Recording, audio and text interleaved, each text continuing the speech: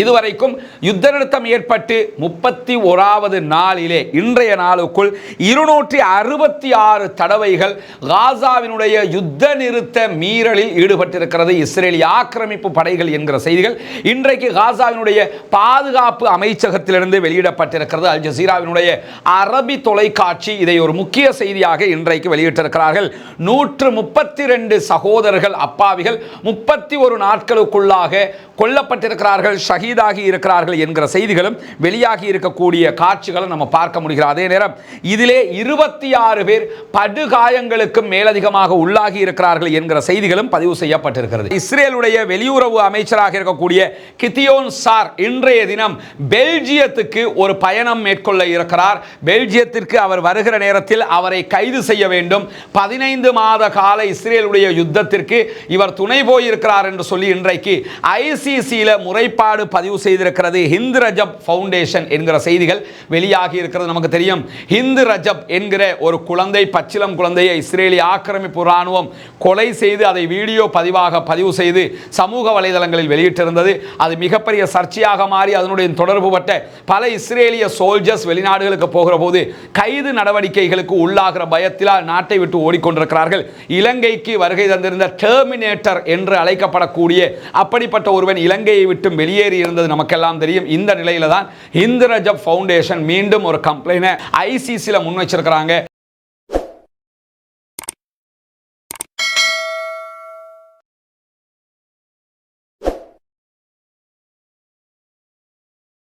அன்பிற்கினிய சகோதர சகோதரிகளே, நம் அனைவர் மீதும் ஏக இறைவனுடைய அமைதியும் கருணையும் உண்டாகட்டுமாக. அஸ்ஸலாமு அலைக்கும் வரஹ்மத்துல்லாஹி வபரகாத்துஹு.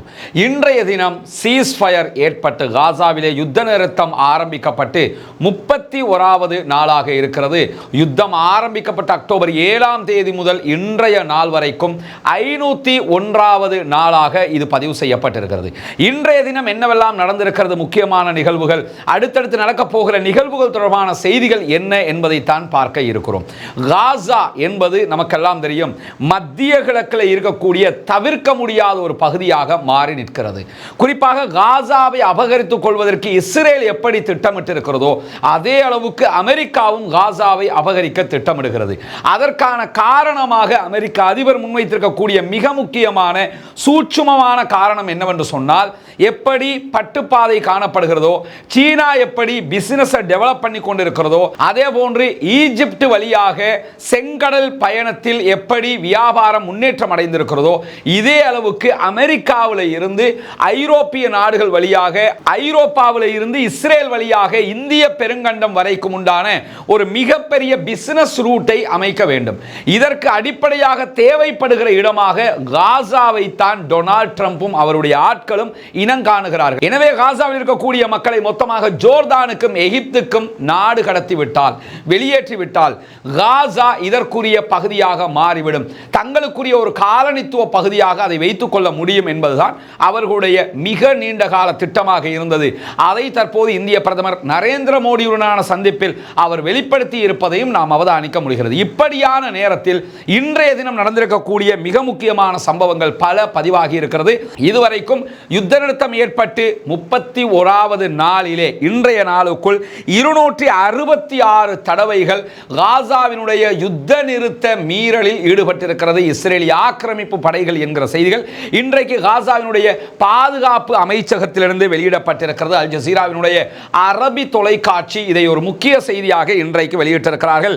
132 சகோதரர்கள் அப்பாவிகள் 31 நாட்களுக்குள்ளாக கொல்லப்பட்டிருக்கிறார்கள், ஷஹீதாகி இருக்கிறார்கள் என்கிற செய்திகளும் வெளியாகி இருக்கக்கூடிய காட்சிகளை நம்ம பார்க்க முடிகிறது. அதே நேரம் இதிலே 26 பேர் படுகாயங்களுக்கும் மேலதிகமாக உள்ளாகி இருக்கிறார்கள் என்கிற செய்திகளும் பதிவு செய்யப்பட்டிருக்கிறது. இப்படியான நேரத்தில் சாதாரண காயங்களுக்கு உள்ளான மக்கள் 900 பேர் இருக்கிறார்கள் என்கிற பதிவுகளும் இன்றைக்கு வெளியாகி இருக்கிறது. எனவே சராசரியாக 10 நாட்களுக்கு 300 பேர் என்கிற வகையில் இஸ்ரேலிய ஆக்கிரமிப்பு படைகள் யுத்த நிறுத்த விதிமீறலில் ஈடுபட்டிருக்கின்றன என்பது மிக திட்ட தெளிவாக தெரிந்திருக்கிறது. யுத்த நிறுத்தம் ஏற்பட்டதற்கு பிறகும் 136 அப்பாவிகள் கொல்லப்பட்டிருக்கிறார்கள், ஷஹீதாகி இருக்கிறார்கள் என்பதுதான் ஏற்றுக்கொள்ள முடியாத வருத்தத்திற்குரிய செய்தியாக இன்றைய தினம் பதிவாகி இருக்கிறது. இந்த தாக்குதல்கள், யுத்த நிறுத்த விதிமீறல்கள் குறிப்பாக சென்ட்ரல் காசாவில் தான் அதிகமாக நடைபெற்றிருக்கிறது. 110 சம்பவங்கள் அந்த பகுதிகளில் இடம்பெற்றிருக்கக்கூடிய அதே நேரத்தில் ரஃபாவில் 54 தடவைகள் இஸ்ரேல் தாக்குதல்களை நடத்தி இருக்கிறது. யுத்த நிறுத்த விதிமீறலில் ஈடுபட்டிருக்கிறது. காசா சிட்டிக்குள்ள 49 தடவைகள் விதிமீறல் தாக்குதல்களை நடத்தி இருக்கிறது.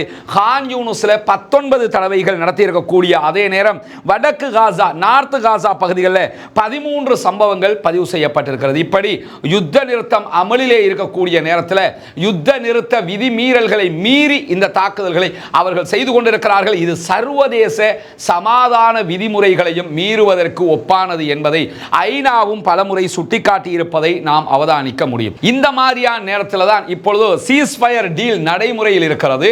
இந்த நடைமுறையில் அடுத்த 2 கட்டங்களில் அவர்கள் பணைய கைதிகளை விடுதலை செய்வதற்கு தயாராக இருக்கிறார்கள். பாலஸ்தீன விடுதலை அமைப்பை சேர்ந்தவர்கள் அதே போன்று பாலஸ்தீன மக்களை விடுதலை செய்வதற்கு இஸ்ரேல் தயாராக இருக்கிறது.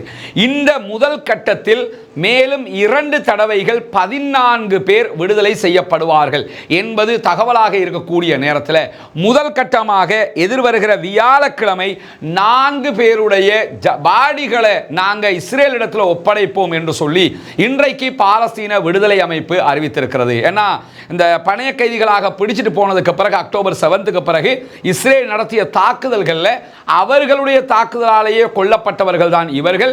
எனவே கொல்லப்பட்ட பணைய கைதிகளுடைய உடல்களை தான் திருப்பி ஒப்படைக்க இருக்கிறார்கள். அதில் முதல் கட்டமாக 4 பேரும் எதிர்வருகிற சனிக்கிழமை 6 பேருடைய உடல்களும் பாடிகளும் ஒப்படைக்கப்படும் என்கிற செய்திகளை இன்றைக்கு பெஞ்சமின் நெத்தனியாகுவினுடைய அலுவலகமும் உறுதிப்படுத்தி இருக்கக்கூடிய நேரத்தில் இஸ்ரேல் யாரை விடுதலை செய்ய இருக்கிறார்கள்? அடுத்ததாக இந்த முதல் கட்டம் 4 ஜனாசாக்கள், அதற்கு பிறகு வழங்கப்பட இருக்கக்கூடிய 6 உடல்கள், மொத்தம் 10 உடல்களை பெற்றுக்கொண்டு இஸ்ரேல் யாரை விடுதலை செய்ய இருக்கிறாங்கன்னா 19 வயதுக்கு குறைந்த சிறுவர்களை விடுதலை செய்ய இருக்கிறார்கள். இந்த இடத்துல இந்த பாலஸ்தீனத்திற்கான ஐநாவினுடைய தூதராக இருக்கக்கூடிய இந்த யுத்த விவகாரத்தில் ரொம்ப அதிகமாக பேசப்படக்கூடிய பிரான்சிஸ்கா அல்பானிஷ் அவர்கள் கேட்கக்கூடிய ஒரு கேள்வி என்னன்னா, இவர்களை என்ன அடிப்படையில் நீங்கள் கைது செய்தீர்கள்? மற்றவங்களை கைது செய்றீங்க, ஒரு காரணத்தை சொல்றீங்க. இந்த 19 வயதுக்கு குறைந்த குழந்தைகளை நீங்கள் கைது செய்ததற்கு என்ன அடிப்படை இருக்கிறது? அவங்க ஆயுதம் ஏந்தினாங்களா? இல்ல. யுத்தம் பண்ணினாங்களா? இல்ல.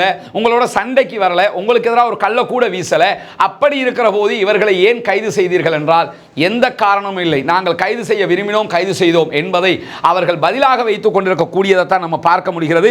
எது எப்படி போனாலும் அவர்களுடைய இந்த நடவடிக்கை சர்வதேச அளவில் குழந்தைகள் விவகாரத்திலும் இஸ்ரேல் எப்படி நடந்து கொள்கிறது என்பதை சுட்டிக்காட்டக்கூடிய ஒன்றாக மாறி இருக்கிறது. எதிர்வருகிற வியாழக்கிழமை முதல் கட்டமாக 4 உடல்களை ஒப்படைக்கிறது பாலஸ்தீன விடுதலை அமைப்பு என்கிற செய்திகள் இன்றைக்கு முக்கியமான இடத்தை பிடித்திருக்கின்றன. அதே நேரத்தில் காசாவினுடைய புனரமைப்பு தொடர்பாக அதை டெவலப் பண்றது தொடர்பான தன்னுடைய கருத்தை வெளியிட்டிருக்கிறது ஈஜிப்ட். ஏன்னா 4 விதமான கருத்துக்கள் முன்வைக்கப்பட்டிருப்பதை நம்ம பல வீடியோக்களை சொல்லி இருக்கிறோம்.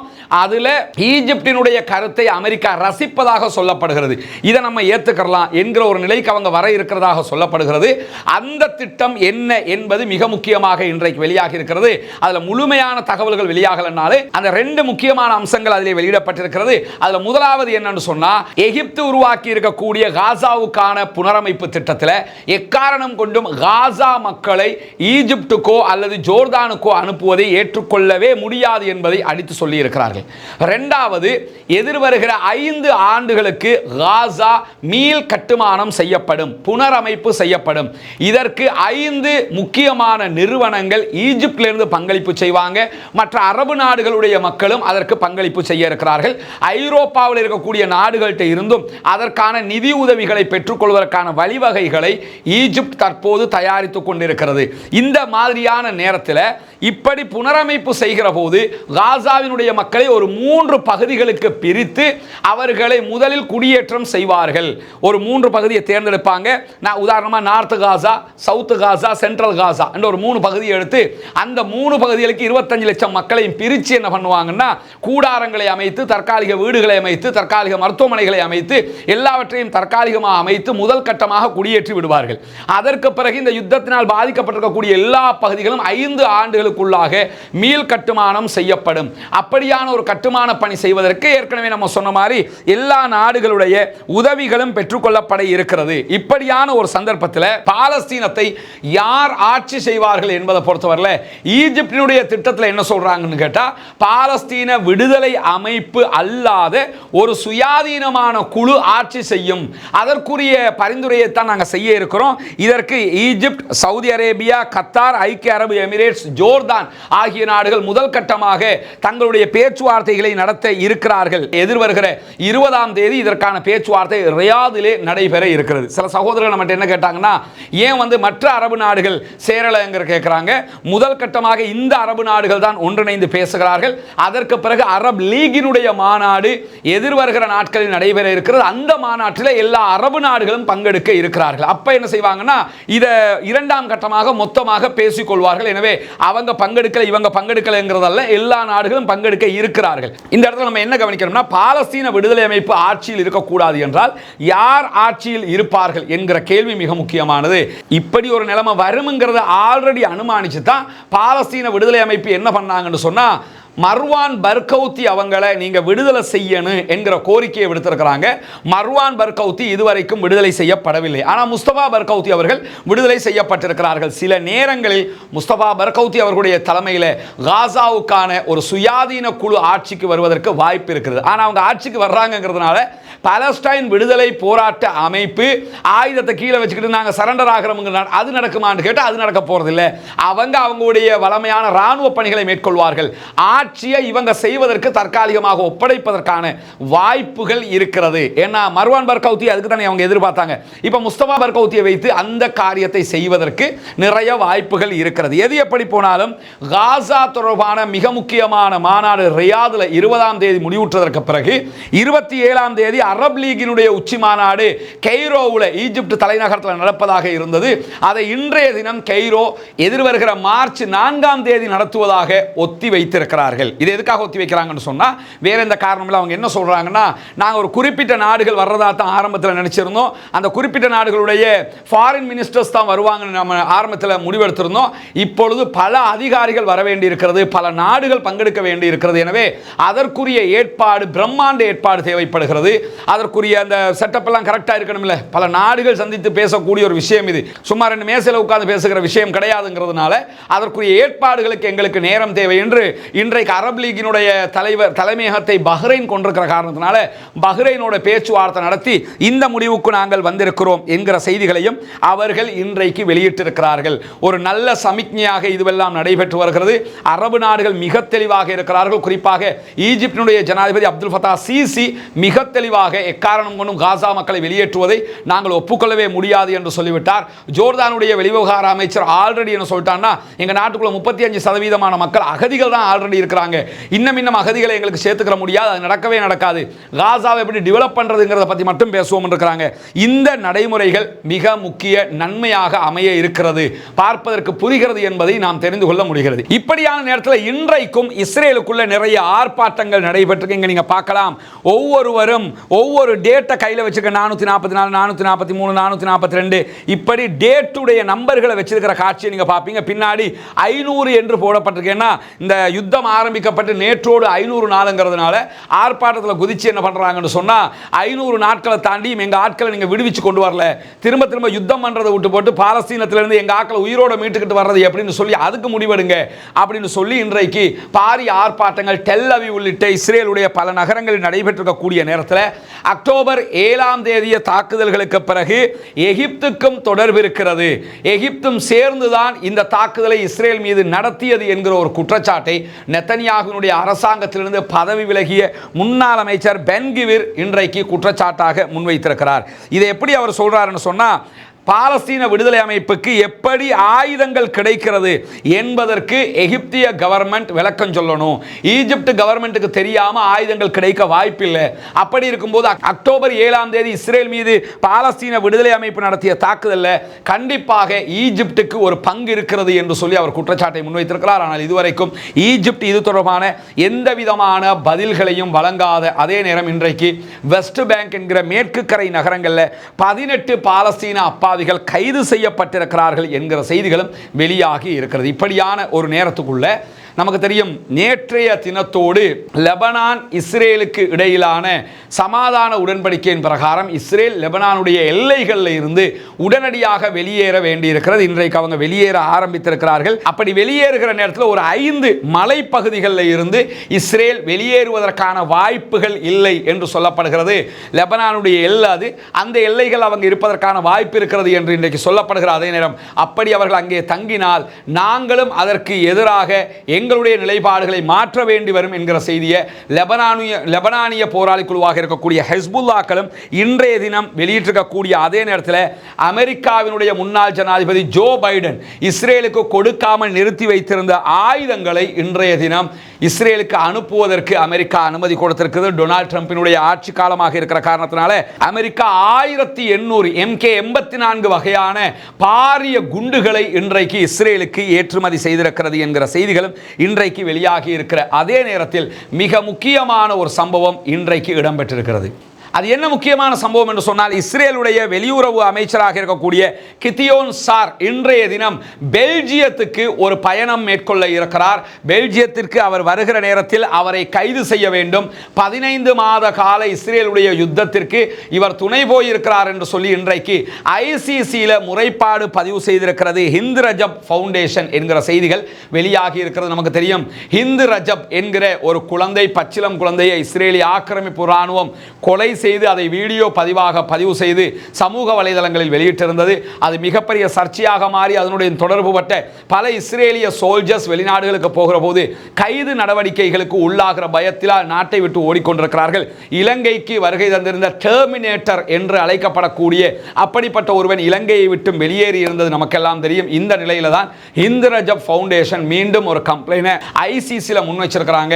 என்ன நடக்க போகிறது என்பதை பொறுத்திருந்து பார்ப்போம். தொடர்ந்து ஹிந்து ரஜப் ஃபவுண்டேஷன் பாலஸ்தீன மக்களுக்காக போராடி வரக்கூடிய காட்சிகள் எல்லாம் நம்ம பார்க்க முடிகிறது. எனவே இன்றைக்கு வெளியாகி இருக்கக்கூடிய மிக முக்கியமான செய்திகளாக இவை பதிவு செய்யப்பட்டிருக்கின்றன.